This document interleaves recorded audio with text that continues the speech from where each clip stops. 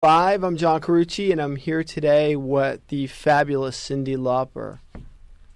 Fabulous. Thank you. That's very generous. Thank you. Oh, well, it's true. Anyway, Cindy's got a new album where she captures the spirit of Memphis Blues. Tell me a little bit about the record. Well, hopefully I did. I did a blues album, and I went to Memphis because I wanted to do the real thing, and I wanted to go south because doing it in New York, it's not that bluesy. And Memphis was the first place people would stop before they took Highway 61 to Chicago. And I got to work with the high rhythm section, or bits and bobs of it. I worked with the guys from Stax, Skip Pitts, who, such a pleasure, he played that rhythm guitar part in Shaft, the wah-wah. Yeah. I can't tell you how long I've been just saying, no, like Shaft, and there he is. So it's kind of like, oh my God. And Howard Grimes and Lester Snell and Leroy Hodgers and Scott Bomar, who actually put the band together for me, who works out of Memphis. And I started working with them and Scott in the spring. And it was live. I wanted to do it live.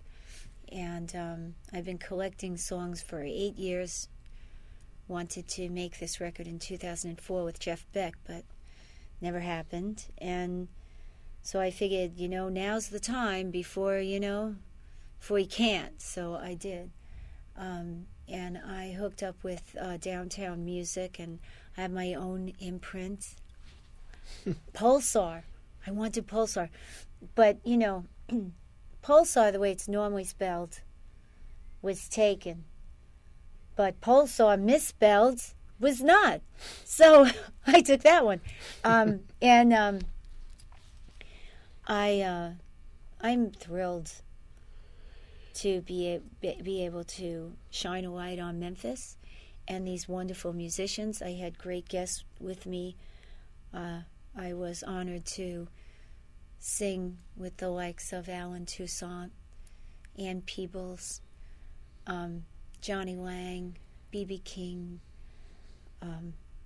Charlie Musselwhite, who will be I'm going on tour this summer.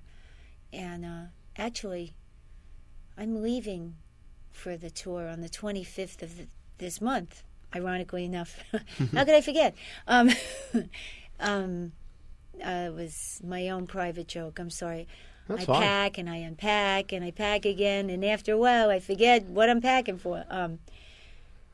No, it's actually quite exciting to go out and tour with these guys. My drummer right now is Steve Potts, who is on the original MC5. Wow. And Skip Pitts is with me, and oh my God, hubby, who is known as Archie Turner, Hubby Turner, Right. he actually played in the high rhythm section and was actually trained by Willie Mitchell. He himself, which everybody claims to know Willie Mitchell. I missed meeting Willie Mitchell, but I think that he was a great music force, and I'm thrilled to be able to work with these people who worked with Willie Mitchell. And I also have with me on tour Jerry Portnoy from Chicago, and we're going to sing the blues. And the reason I wanted to talk to you about it, about making a blues album, was because I felt that right now America is singing the blues. And I chose these songs because they were the warm side of the blues, and because they spoke to me about current times, and because blues is written in code, there were things that to me sounded like something else. So like a song that Albert King wrote called Down Don't Bother Me. The lyric is, I've been down so long, down don't bother me. So I thought, that's feisty. That's a good thing. Because you get to speak to people, and real things that are going on, but you give them something to hook on to make yourself feel better and get up again, And I chose Early in the Morning because I knew B.B. King really liked Louis Jordan.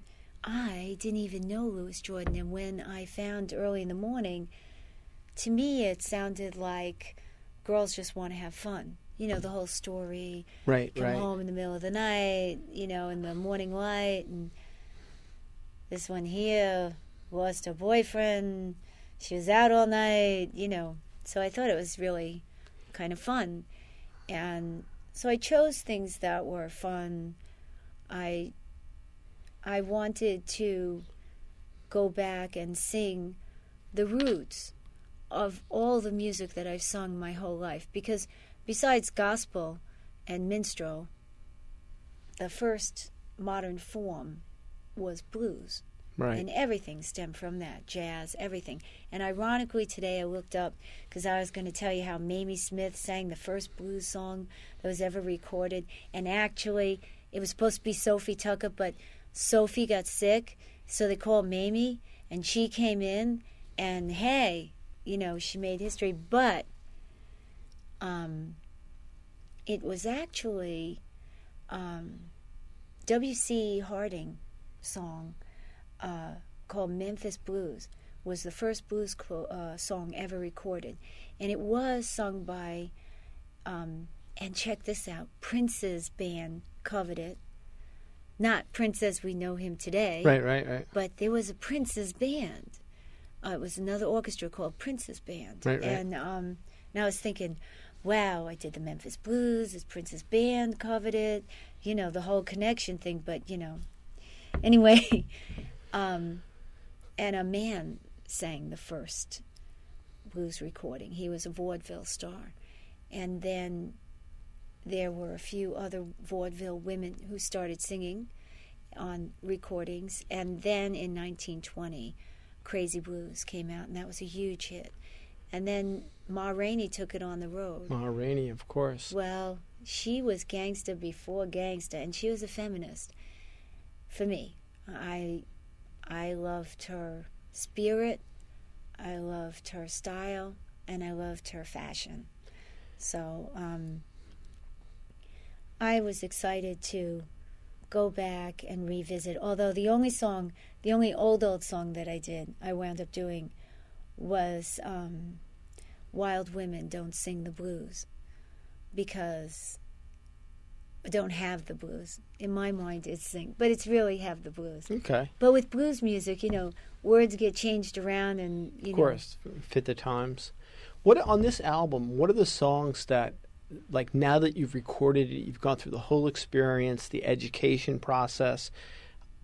What is it that sticks out on your album that's special to you? Oh, for me? Yeah, on this record. Well, I had all these plans. And then when I met everyone, I started adjusting the music to the people around me, realizing that this really would be perfect for this person. And when Alan Toussaint came and started playing Shattered Dreams, and I heard the descending line, it really was like a spell. It felt like a dream, kind of, and all the people and the spirit of the energy of those people who came through Memphis with their music. I felt when I was singing. So to me, it was the rhythm of the music and the interior motion between the players. And that really came alive when Alan and Lester Snell started playing together. Mm-hmm. And then the rhythm really, truly had this interior feeling. And it was easy to stand in the center of that or fall into it. And for that makes it extraordinary for me because of the experience. Right. Listening to it, you might just hear some songs you want to sing along with. Right. Now, when you're playing this live, Mm-hmm. what is the set list going to be like for this show?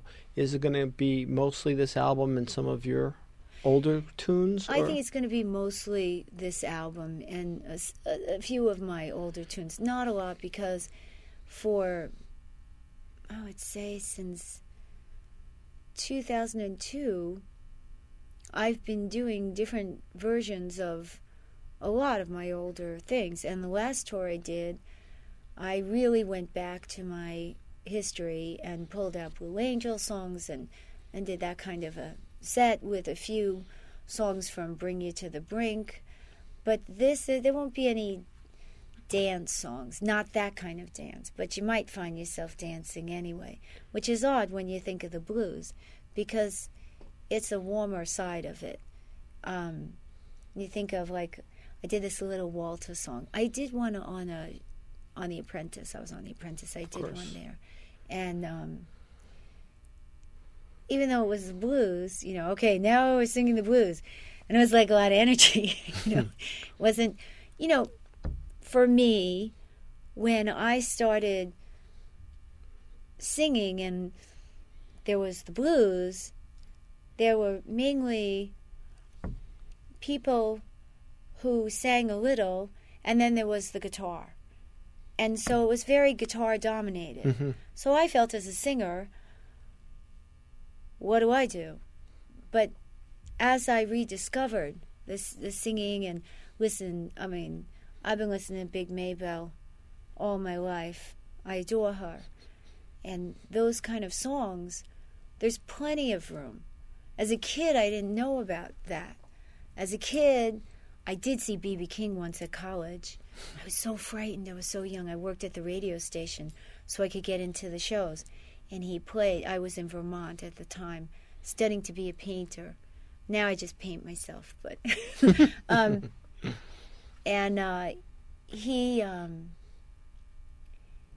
he came